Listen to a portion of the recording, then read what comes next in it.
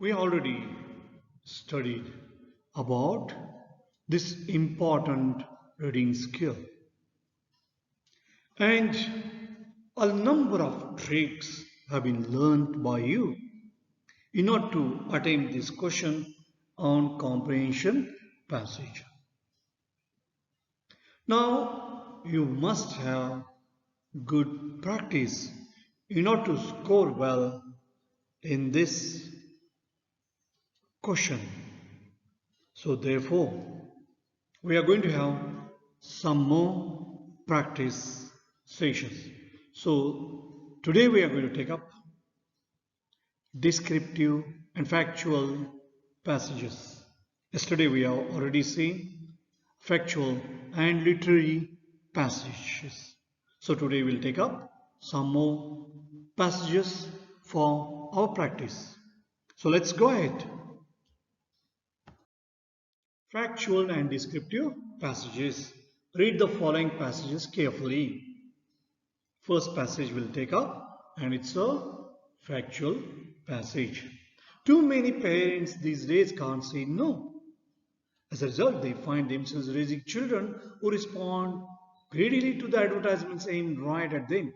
Even getting what they want doesn't satisfy some kids. They only want more. Now, a growing number of psychologists, educators, and parents think it's time to stop the madness and start teaching kids about what's really important. Values like hard work, contentment, honesty, and compassion. The struggle to set limits has never been tougher, and the stakes have never been higher. One recent study of adults who were overindulged as children paints a discouraging picture of their future. When given too much too soon, they grow up to be adults who have difficulty coping with life's disappointments. They also have distorted sense of entitlement that gets in the way of success in the workplace and in relationships. Psychologists say that parents who overindulge their kids set them up to be more vulnerable to future anxiety and depression. Today's parents themselves, raised on values of thrift and self-sacrifice, grew up in a culture where no was a household word. Today's kids want much more, partly because there's so much more to want. The oldest members of the generation were born in the late 1980s, just as PCs and video games were making their assault on the family room. They think of MP3 players and flat screen TV as essential utilities, and they have developed strategies to get them. One survey of teenagers found that when they crave for something new, most expect to ask 9 times before their parents give in. By every measure, parents are shelling out record amounts. In the heat of this buying blitz, even parents who desperately need to say no find themselves reaching for their credit cards. Today's parents aren't equipped to deal with the problem. Many of them, raised in the 1960s and 70s, swore they would act differently from their parents and have closer relationships with their own children.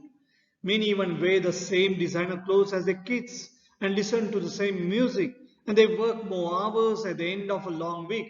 It's tempting to buy peace with yes and not mar precious family time with conflict. Anxiety about the future is another factor. How do well-intentioned parents say no to all the sports gear and arts and language lessons they believe will help their kids thrive in an increasingly competitive world? Experts agree. Too much love won't spoil a child, too few limits will. What parents need to find is a balance between the advantages of an affluent society and the critical life lessons that come from waiting, saving, and working hard to achieve goals. That search for balance has to start early. Children need limits on their behavior because they feel better and more secure when they live within a secured structure. Older children learn self-control by watching how others, especially parents, act. Learning how to overcome challenges is essential to becoming a successful adult. Few parents ask kids to do chores. They think their kids are already overburdened by social and academic pressures. Every individual can be of service to others, and life has meaning beyond one's own immediate happiness. That means parents eager to teach values have to take a long, hard look at their womb. At first, we have MCQs. A. Choose the most appropriate option. So each question carries 1 mark. So totally 4 marks. A. What do the psychologists, educators and parents want to teach the children? First one, to teach them about treachery, to teach them about indiscipline, to teach them about the values of life like hard work, contentment, honesty and compassion. None of these. You have to find out the option. B. What is essential to become a successful adult? Learn not to overcome challenges. Learn how to overcome challenges. Nothing is essential. None of these. C. Why do children need limits on their behavior when they live within a secure structure? They feel more secure and better. They feel insecure. They feel bored. None of these.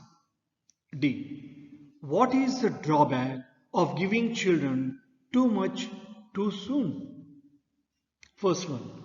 They fail to cope with life's disappointments when they grow up. They do not study seriously. They become quarrelsome when they grow up. None of these. B. Answer the following questions briefly. You have to write the answers in one sentence or two sentences. And each question carries 1 mark. What values do parents and teachers want children to learn? B. What are the results of giving the children too much too soon? C. Why do today children want more? D. What is the balance which the parents need to have in today's world? E. What is the necessity to set limits for children? F. How do older children learn self-control?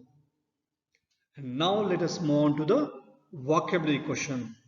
Question C. Find words in the passage similar in meaning as the words that are given here. And each one carries 1 mark. A feeling of satisfaction. And you will find its answer in paragraph 1. B. Valuable. Paragraph 3. Now let us discuss the answers of the questions that we are already seeing. So answers of the question A, MCQs. A is 3. That's the third option, to teach them about the values of life like hard work, contentment, honesty and compassion. Now second question, that's a B, and the option is 2. Learn how to overcome challenges. C. Option 1. They feel more secure and better. And D. Option 1. They fail to cope with life's disappointments when they grow up. Now let us see the answers of B, where you are supposed to write the answers in 1 or 2 sentences. So brief answers you are supposed to give.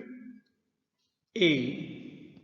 Parents and teachers want to inculcate the values of life like honesty, hard work and contentment among children.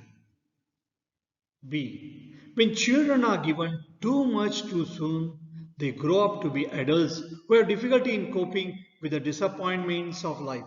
Such children may develop distorted sense of entitlement that comes in the way of success in the workplace and relationships. C. Today children want much more partly because there is so much more to want. They crave for something new. They consider even luxurious items as essential commodities. D. Parents need to find a balance between the advantages of an affluent society and the critical lessons of life that come from waiting, saving, and working hard to achieve goals in today's world. E. Children need limits on their behaviors because they feel better and more secure when they live within a secured structure. F. Older children learn self control by watching how others, especially parents, act. And answers for C. It's a vocabulary question. And A. Contentment. B. Precious. Now let us take up the descriptive passage. Space tourism. If SYNC single land base can't afford $20 million price tag for ride into space now, it should try again, say a decade. But within a decade or so, even some of base fans could afford a quick and safe trip to the suborbital edge of space, roughly 50 to 60 miles above Earth, says Frank Cizone, president of the Space Transport Association. I think you are maybe 10 or 12 years away from having companies that are reliable and that can go through that process for $5,000 or $10,000, Citizen said. There's a hungry demand from would-be space tourists and a $10 million prize is inspiring designers. The X Prize, created in 1994 to spur the development of new space travel technologies, has attracted at least 21 space vehicle designs from people in 5 countries. The non-profit X Prize Foundation, founded by a group of donors inspired by the $25,000 odd dig prize that Charles Lindbergh won in 1927, will give the prize. Each design team is hoping to develop the first reusable rocket capable of blasting a pilot and 2 to 5 passengers to a height of 62 miles. NASA awards astronaut status for 15 flights above 50 miles. Some design contestants vowed that such trips will be available by 2005, although the first few travelers will face 1 lakh dollars bills until the market matures. Despite steep prices and lagging technology, Citizen and others are convinced that a lucrative travel business awaits. Space Adventures, a travel agency that helped coordinate the first tourist trip to the International Space Station last year by US businessman Dennis Tito, claims it has collected $2 million in deposits from more than 120 would-be suborbital tourists. For client Valley Fung, who has paid a deposit, suborbital travel is a disappointing yet feasible alternative to decades of trying to reach space. Funk, a retired aviation safety investigator, says, I would do in a heartbeat, but I can't because I'm not a millionaire. Compared to Tito's groundbreaking effort last year, future suborbital flights look easy. Tito was subjected to rigid medical requirements and a grueling 6-month training course in Russia. But suborbital travelers will need only a few days of training and pending FAA approval would have to pass a much lower bar for medical standards. We always say that if you can safely ride a roller coaster, then you are fit for a suborbital flight, says Space Adventure spokeswoman Teresa Pedescu. 4 commercial spaceports, which launch rockets into space, like airports launch planes, are already licensed to operate by the FAA in Virginia, California, Alaska, and Florida, and they are eager to welcome extra business from space tourists, negating the need to catch a ride to Russia. For those reasons, suborbital travel may represent a $1 billion a year market, according to Space Adventures President and CEO Eric Anderson. Translated, that's 10,000 travelers paying $1 lakh each during the first few years of adventure space travel. Now let's move on to the questions. At the beginning, MCQs. A. Choose the most appropriate option, and each question carries 1 mark. A. Space Adventure claims that first one, it is a lucrative business. Second option, it is a business of less profit. Third option, people don't want to go to space. Fourth one, none of the above. B. Some design contestants feel convinced that first one, space trips will never be made available. Second option, space trips are not feasible. Space trips are disappointing. Space trips will soon be made available. C. Tito underwent rigid medical checkups. Second option, attended a 6-month training course. Third one, both first one and second one. Fourth, none of the above. D. Suborbital travelers will need first option, 2 years training course. Second one, a few days of training. Third one, a lot of money. And fourth one, none of these. Let's move on to the short answer type questions. You have to give answer in 1 or 2 sentences, and each question carries 1 mark. B. Answer the following questions briefly. A. Name the first tourist to the International Space Station. What difficulties did he face? B. Why is Lance Bass unable to have a ride into space now? What is likely to happen in a decade?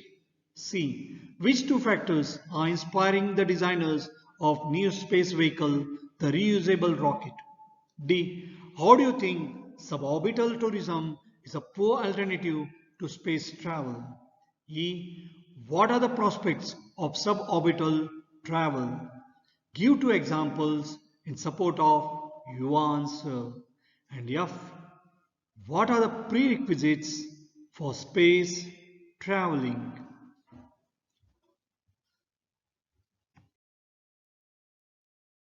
It's a vocabulary question. C. Find words in the passage similar in meaning as A. Profitable, and you'll find it in lines 15 to 25. B. Severe, exhausting, and the answer you will come across in lines 25 to 30. Now let us see the answers of A. First one, that's A, and the option 1 is right. It is a lucrative business. B, option 4 is correct. Space trips will soon be made available. C, third one, both first one and second one is correct. And D, second one, a few days of training. Answers of question B. A is the first one. US businessman Dennis Tito was the first tourist to the International Space Station. Tito had to undergo rigid medical requirements and a severe 6-month training course in Russia. B. Lance Bass can't afford $20 million for a space ride right now. In a decade, the fare for a space traveler is likely to come down to $10,000 or even $5,000. C. First one, a hungry demand from would-be space tourists. And second one, a $10 million prize to the designers. And D. Travelers to space go beyond the orbit of the Earth and reach the orbit of the Moon. On the other hand, the suborbital tourist will travel in a rocket up to the International Space Station only. Space travel is not possible for everyone. but suborbital tourism is a possible alternative. E. Suborbital travel is a lucrative business. The first one, why? Space Adventures, a travel agency, has collected $2 million in deposits from more than 120 would-be suborbital tourists. Second one, four commercial spaceports are already licensed to operate. And third one, it is likely to be $1 billion a year market with 10,000 travelers paying $1 lakh each dining the first few years of adventure space travel. So you need two options you can give here. F. The space travelers should be medically fit and they need to get proper training. A man who can ride a roller coaster is fit for space traveling. And answers for vocabulary questions C. A. Lucrative and B. Grueling. See there, profitable is adjective and therefore the answer lucrative. So similar way in the case of severe, the answer is grueling. Again, both there are adjectives. So same part of speech you should use when you're writing the answers. Thank you. Goodbye.